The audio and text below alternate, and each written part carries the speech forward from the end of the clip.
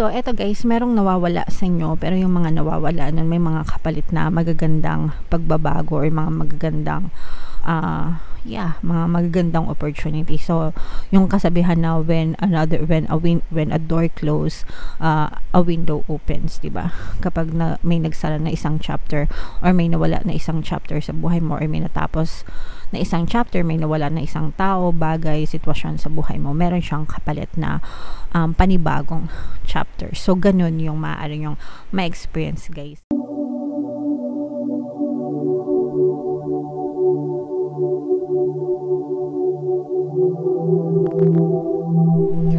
Hello guys, hello Pisces, welcome back to Pinoy Pixie Tarot. Ang pamagat ng episode natin for tonight is February 16 to 29 na kapalaran, mid-month kapalaran guys. Para ngayong February para sa Pisces, Sun, Moon, Rising, Sign, and Venus. General reading lang guys, pwede mag-resonate, pwedeng hindi. Combination ng positive and negative energy. Unahin natin tong deck na to guys, tingnan natin yung mga mensahe sa inyo ng inyong mga gabay para ngayong Feb 16 to 29. So, meron tayong attachment, meron tayong protection, and meron din tayong fertility. So, guys, grabe, sobrang ganda nitong mga mensahe sa inyo.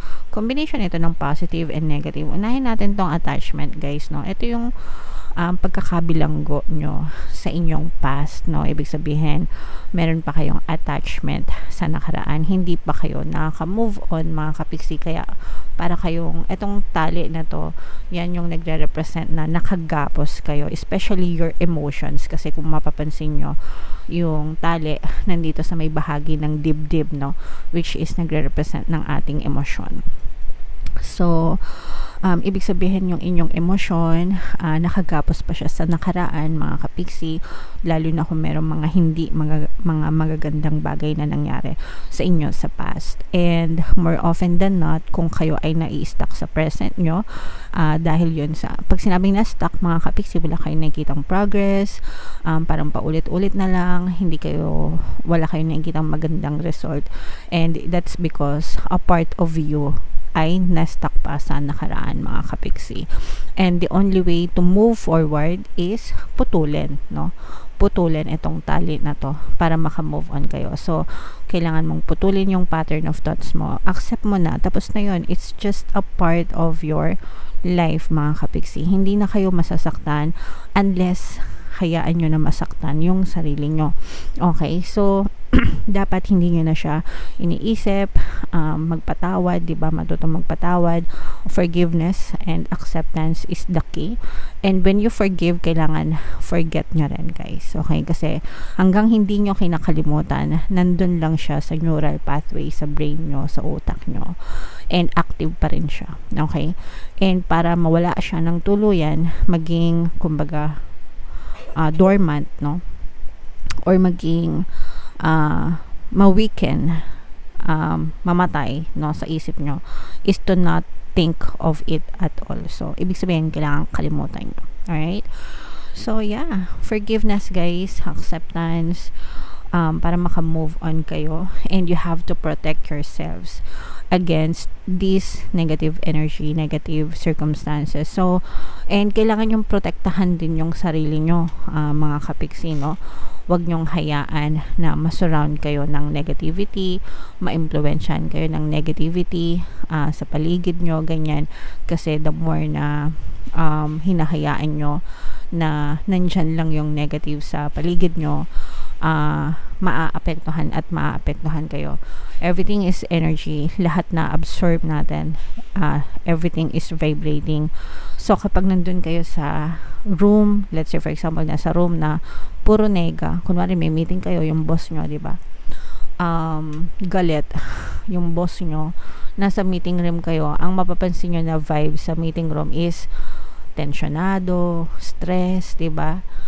may galit, natatakot, ganyan, lahat na ng pinaghalo-halong negative emotion. So ganun nagwo-work yung energy kasi nagva-vibrate siya. Pero pag nasa isang meeting room ka, si boss masaya, lahat masaya, magaan lang din, di ba? So ikaw mismo ang magpo-protect sa sarili mo. Choose to be with the right people, di ba? Piliin mo na tama yung mga tao sa paligid mo, yung ginagawa mo, di ba? Mga pag-comment mo sa social media, ganyan. Huwag kang magbabasa ng ikaiinit ng ulo mo, ika nga. Alright? And fertility is something new. For some of you guys, no, pwedeng literal na merong magbubuntis, or merong bagong addition sa family nyo. So let's say for example, hindi naman ikaw yung buntis, or imposible mabuntis ka kasi lalaki ka. There may be an additional to your family, sa family member nyo. Mga kapiksi, baka matanda ka na, so baka menopause ka na, hindi ka na pwede mag-anak. Baka meron kang mga anak or apo na buntis, ganyan, na magkakaroon ng addition sa inyong family. So ito ay blessing, guys, no? So yeah, blessing ito. So i-accept nyo to, tanggapin nyo ito ng maluwag sa inyong kalooban. And figuratively speaking, guys, maaring magbunga ng mga magagandang resulta yung mga inyong mga pinaplano, yung inyong mga action, mga kapiksi, no? So alagaan nyo yung mga tinatanim nyo, guys. Alright? Okay, so yan ang mensahe sa inyo, Pisces. Comment down below, guys, if naka-resonate kayo dyan. Tingnan natin yung paparating sa inyo ngayong Feb 16 to 29. Shuffle ko to, guys. Habang sinashuffle ko to, panoorin nyo muna yung video natin regarding sa ating paano mag-manifest ng abundance video course. Kapiksi, sawa ka na ba sa mga struggles at hirap sa buhay mo? Masipag ka ba at masikap sa buhay ngunit hindi ka pa rin umaasenso? Ilang beses ka na bang nag-attempt magnegosyo at mag-invest pero palagi ka pa rin nalulugi? Sa pagkakataon na ito ay maaaring may subconscious beliefs ka na nagiging balakid sa iyong pag-unlad at pagyaman. Introducing, paano mag-manifest ng abundance video course. Dito ay matututunan mong ma-overcome ang mga balakid mo para tuluyan ka ng umunlad, umasenso, sumagana, maging matagumpay, successful at maswerte sa iyong kabuhayan, pera, trabaho, negosyo, salapi at kaperahan ng bonggang-bongga. Dali, mag-send na ng email sa pinoypixie@gmail.com at simulan na ang iyong pagyaman ngayon. Alright, so Pisces, sabay-sabay tayo magpayaman ngayon 2024, guys. Mag-avail na kayo ng course kasi sobrang ganda talaga niyan, mga kapiksi. And good news, no, dahil ngayong February, until February 29, guys, magbibigay tayo ng 200 pesos discount. Yes, may off tayo, guys, sa lahat na mag-avail ng course until February 29, mga kapiksi, kaya mag-avail na kayo. Meron din tayo, guys, email coaching, manifest your desires using the law of attraction. If meron kayong mga specific na gusto nyo i-manifest, pwedeng love and relationship, guys, pwedeng money or career, pwede kayo magpabook ng email coaching session with me. Mag-send lang kayo, guys, ng email sa pinoypixie@gmail.com. So Pisces, guys, kayo ay na-represent ng King of Cups sa ating spread. Ito yung combination ng positive and negative energy. For some of you guys, no, nakikita natin na parang nakakangiti na kayo ngayon, okay? Ibig sabihin, nakakangiti na kayo, gumagaan na yung energy nyo, yung lalo na kung galing kayo sa mga pagsubok, meron kayong mga challenges na pinagdaanan sa buhay. This time around, guys, nakakangiti na kayo, so gumagaan na yung inyong pakiramdam. Pwedeng natatapos na yung mga problema nyo, yung iba pwedeng tapos na, yung iba pwedeng patapos na, mga kapiksi, kasi yung iba sa inyo parang merong tumulong sa inyo na para malampasan nyo yung mga problema and yung mga challenges na yan, guys. So malaking bagay yung pagtulong sa inyo ng ibang tao para malampasan nyo yan. So nakakangiti na kayo, guys.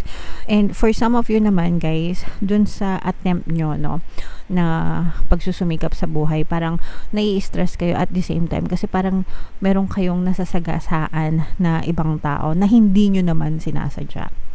So let's say for example, nagtinda ka, nag-decide ka na magtinda, magtayo ka ng pwesto dito, meron ng existing na may pwesto doon, malapit din doon. So yung pagtatayo mo ng pwesto, parang nagkaroon ng conflict doon sa another person, and wala ka namang intention, no, na sabotahin siya or maagawan siya ng customer, no? Ang gusto mo lang din naman ay kumita, kagaya niya, pero parang nagkaroon siya ng conflict with that person, mga kapiksi, okay? O kaya naman, nag-online selling ka, kunwari, tapos may kakilala ka na parehas pala kayo ng ino-online selling, ganyan. So, parang nagkaroon ng diversion ng customer. So, imbis na sa kanya lang bumili, nakahati ka pa, parang sa'yo na bumibili yung ibang customer. So, ganun, mga kapiksi. Kaya nagkakaroon kayo ng conflict sa another person. Pero, hindi nyo naman yun kasalanan, guys, no? As long as hindi nyo sinadya and malinis naman yung intention nyo na gusto nyo lang din kumita ng pera. Hindi mo naman kasalanan na sa iyo nila gustong bumili, diba? So, as long as wala kayong inapakang ibang tao, guys, wag kayong masyadong ma-stress. Hindi nyo yun kasalanan, okay? As long as wala kayong ginagawa yung masama, hindi nyo kasalanan, wag kayong magpa-stress. You don't have to worry about that, okay? And just be good, no? Kailangan sipagan nyo lang and just keep up with your good intentions, mga kapiksi, kasi aangat at aangat din yung iyong pamumuhay. And ipagdasal mo din, no, yung iyong competitor na sana kumita rin sila para hindi sila mainggit sa'yo at para hindi ka nila gawan ng masama. Okay? Kumbaga, mag-prosper ka, mag-prosper din sila. Everybody happy. Okay? Alright. So, ganun dapat. Hindi yung naghihilahan pababa, guys. Alright? So, nakikita natin kasi, guys, yung inyo, sobrang sipag nyo kasi, no? Feeling ko nga yung iba sa inyo, parang kahit ano na lang na pwedeng pagkakitaan para lang may pagkakitaan. Mas okay na yun. At least masipag kayo. So, eto, guys, merong nawawala sa inyo, pero yung mga nawawala nun, may mga kapalit na magagandang pagbabago or mga magagandang mga magagandang opportunity. So, yung kasabihan na when a door close, a window opens, diba? Kapag may nagsara na isang chapter or may nawala na isang chapter sa buhay mo or may natapos na isang chapter, may nawala na isang tao, bagay, sitwasyon sa buhay mo, meron siyang kapalit na panibagong chapter. So, ganun yung maaari yung ma-experience, guys, ngayong Feb 16 to 29. And yung iba sa nyo, parang magdadala ito ng more wisdom, more kaalaman sa inyo na magagamit nyo rin as reference habang kayo ay tumatanda, nag-grow and nagmamature, mga kapiksi. Okay? So, maging open-minded kayo, guys, no? Parang sinasabi dito na maging open-minded kayo. Hindi porket may nawala, katapusan na ng mundo. Bahagi lang yon ng pagbabago na pwede nyo ma-experience sa buhay nyo. Alright? Okay, so i-mind nyo na yan, guys, sa comment section yung mga magagandang pagbabago, mind katapusan ng problema, ganyan. And magiging maganda pa yung daloy ng inyong kabuhayan, mga kapiksi. Okay? Ito yung ating mga pampaswerte subliminal, guys. Yan talaga pakinggan nyo para talaga maging maswerte kayo ngayon 2024. And ito naman yung ating success stories ng paano mag-manifest ng abundance video course. Click here to subscribe, guys, and click here to join our membership program. Thank you for liking, sharing, and subscribing. See you again next time. I love you all, guys. Have a nice day. Bye-bye.